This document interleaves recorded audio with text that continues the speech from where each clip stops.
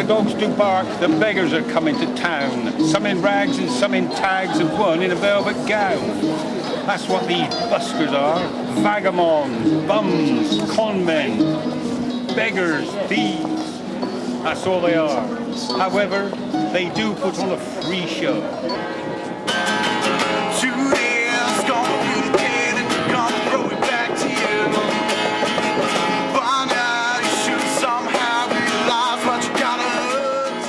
I remember the first busker in Bath, how long ago, maybe 30 years ago, and he had to play on the move because it was against the law to stand still.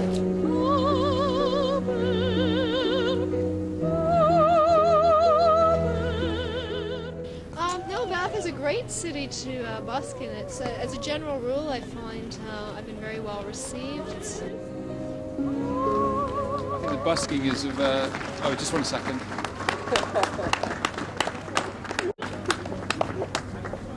I think the busking is of a very professional standard.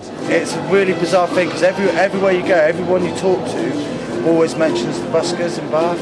Well, all I'll say is that I actually think busking is part of the culture of Bath, and it adds to the street scene, and it also makes Bath a more interesting city. I gather there's a bit of an issue about noise and buskers in Bath. Yeah, there is at the moment. One about amplification. Well, I don't think amplification matters really, as long as you keep it at a good level. And Bath is a great place for us to busk because we can really get a bit of an atmosphere going on here.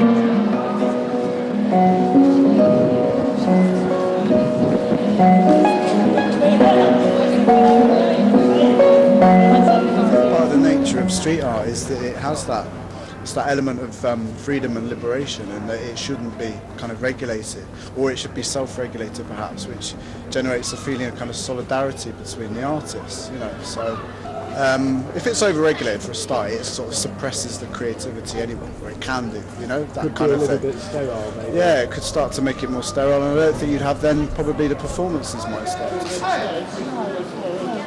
to set fire to this small child. That's a joke, Well, as far as regulation, I don't really know. I mean, as far as I know, it hasn't been licensed, and I don't really want it to be licensed because then you've got to pay someone to do that, and someone's got to regulate it and police it. And it's worked fine just amongst ourselves. Occasionally you get some idiot that comes along and just turns our amp right up, and then you get too much noise and then you're fighting, because in that situation everyone will have an amp and then it would be far too noisy, but at the moment people tend to get on.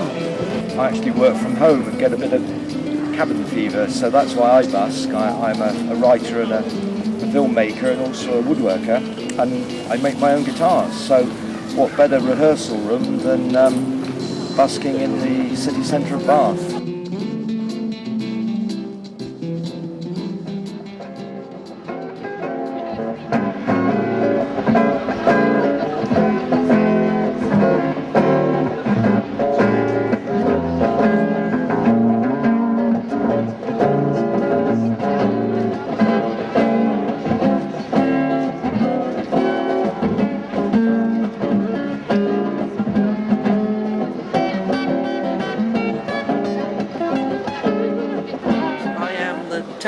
Tam, the tambourine man, and I accompany a lot of the musicians here, and I bring a lot of pizzazz and uplifting experience to the busking. But what was the question?